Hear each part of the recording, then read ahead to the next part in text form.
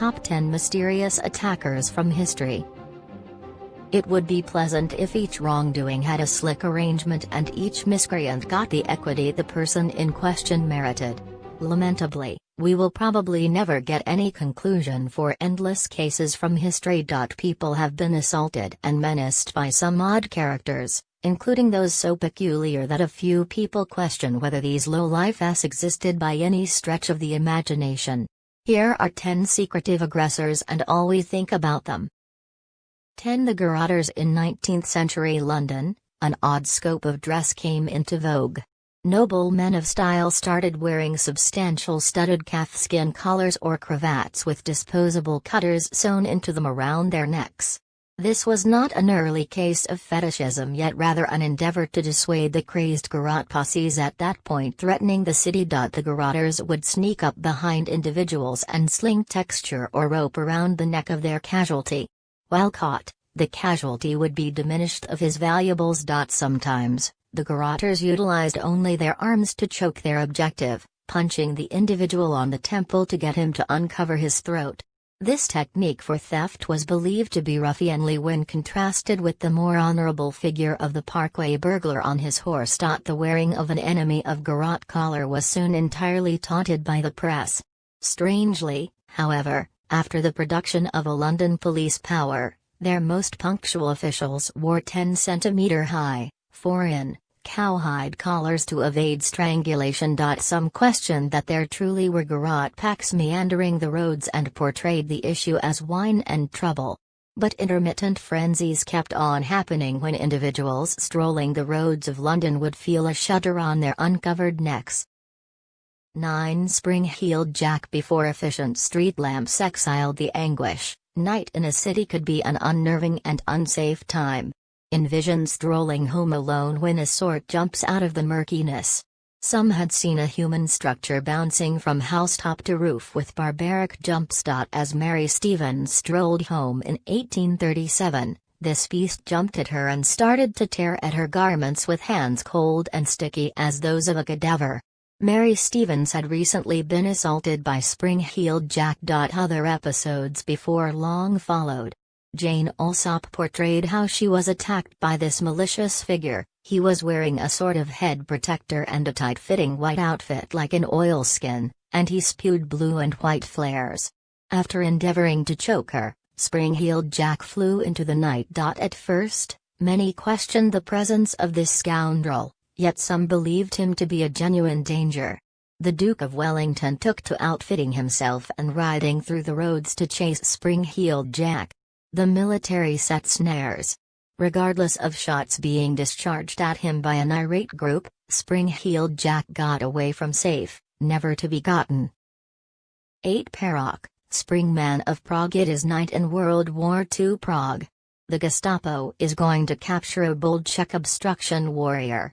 However, abruptly, a man shows up, taking gigantic jumps across building rooftops to pummel the Nazis and free the innocent. Dressed all in dark and with superhuman hopping capacities, he appears to have springs in his heels. No, it isn't Spring-heeled Jack. This is Perok, the Springman of Prague. Although this brave story was regularly told about Perok, he additionally assaulted Czech residents who teamed up with the Nazis. This was an admonition to others not to cooperate with the intruders. His previous exercises, in any case, paint a less courageous picture. Earlier in the battle, there were stories of a high-hopping individual who might jump down on any individual from the public absurd enough to be out alone around evening time. At that point he would burglarize, murder, or assault the person in question and bound away into the dimness. This was sufficient to prevent numerous from working late moves in industrial facilities, which eased back creation and hurt the Nazis. 7. Mad Gasser of Mattoon. In wartime, all feelings of dread are uplifted. Is that individual taking a gander at a guide just lost or a terrible government agent? Thus, when individuals in Mattoon, Illinois, started to report being focused in their homes in 1944, the entire town became panicked. The episode started when a man woke up one night to locate an abnormal smell in his home. Dreading it was a gas spill, he attempted to wake his better half. Yet, she was deadened and unfit to move. Others detailed comparable scenes of loss of motion. In one occurrence, the smell was discovered to be originating from an open window. A spouse getting back late observed an abnormal man hiding outside. Obviously, this was an instance of a gas attack. The scalawag was before long named the distraught gasser of Mattoon and the sedative prowler. In the assaults that followed, the culprit was distinguished as either a man or a lady dressed as a man. Inevitably, 33 individuals professed to have smelled the gas utilized in these occurrences. However, nobody can make certain there even was such a villain. Some accept that the casualties were smelling a gas spill from a plant. Others presume that the case was one of unadulterated widespread panic. Whatever the explanation, individuals laid down with their windows shut for some time.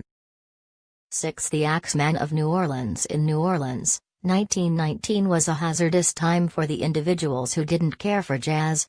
A letter was distributed in the papers that evidently originated from a figure known as the Axeman, an individual who had assaulted a few families late around evening time and left a path of bodies afterward. As per the letter at 12:15, natural time, on next Tuesday night, I will disregard New Orleans. In my unbounded kindness, I will make a little recommendation to you individuals.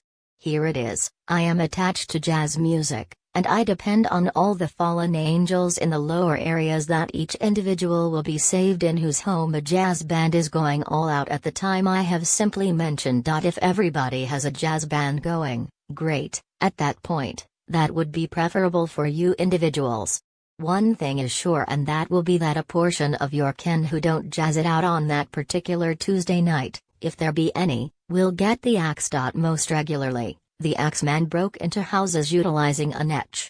At that point he would take a hatchet having a place with the property holder and assault those at home with it. A large portion of the casualties were Italian grocers. It appears to be likely that the occurrences had nothing to do with jazz. It was likely an instance of bias against foreigners who were climbing on the planet. The Axeman was never gotten. 5. Jack the Ripper. In 1888, London was the capital of a domain that crossed the globe.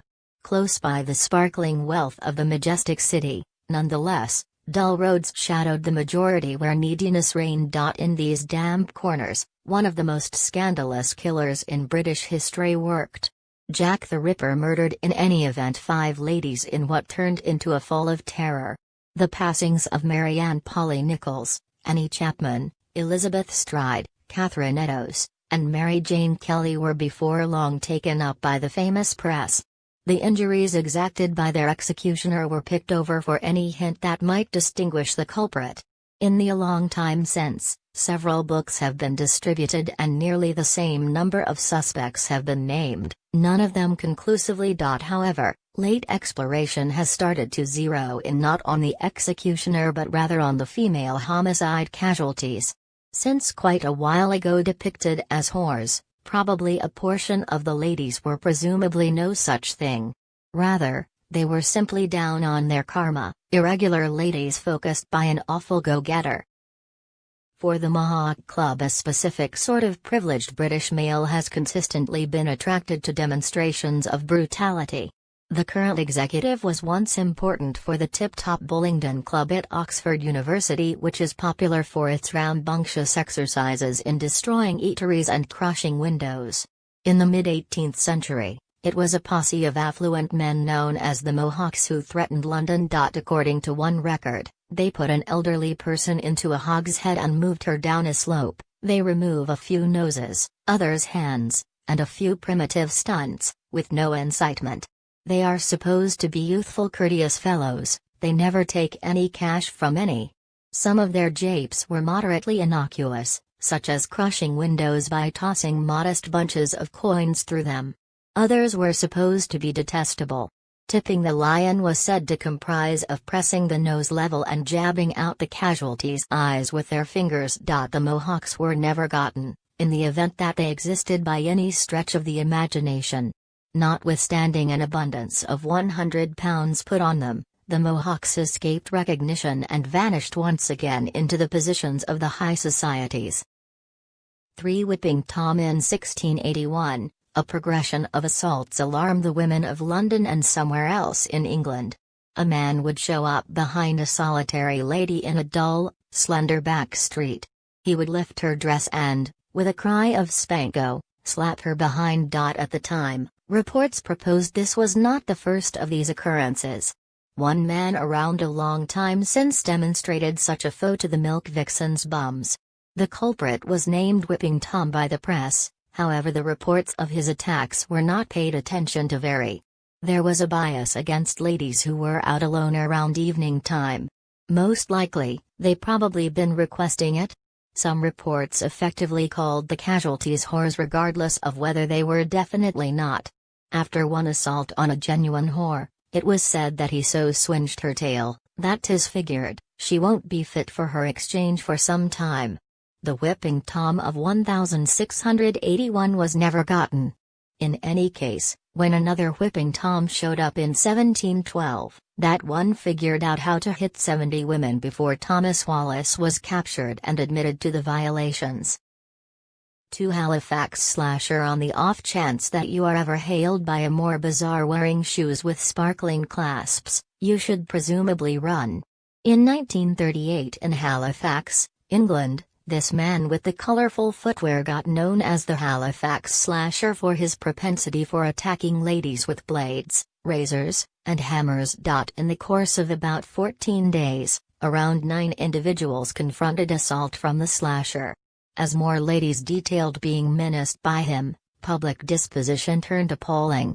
Shops and organizations shut, and vigilante bunches chased the slasher. At the point when one man was misidentified as the Scalawag, a horde assembled to request his demise. Just the intercession of the police forestalled his killing. After Scotland Yard started an examination, a few of the ones who had endured attacks admitted to harming themselves and giving bogus articulations. 4 invested energy in jail for making public mischief. Perhaps the Halifax slasher alarm was prepared by a prior arrangement of assaults in the territory. In 1927, James Leonard was indicted for attacking ladies and cutting their garments. 1. The London buttocks stabber. Women of London made some harsh memories in prior hundreds of years. In 1788, another danger went ahead the scene. Referred to just as the London Monster, this lowlife would censure his female focuses with foul language before cutting them in the rear. The monster seems to have experienced piquerism, the sexual want to penetrate an individual's skin.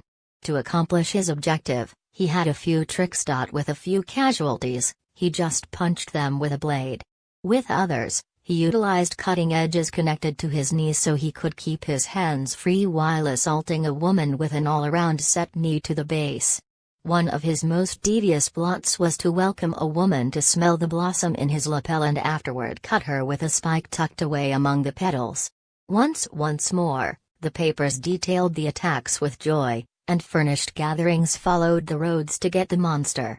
Women looked to ensure themselves by concealing copper dish close to their bottoms. One man was captured and gone after for the wrongdoings, yet some uncertainty that the monster ever existed. In any case, copper kitchenware had never been so trendy.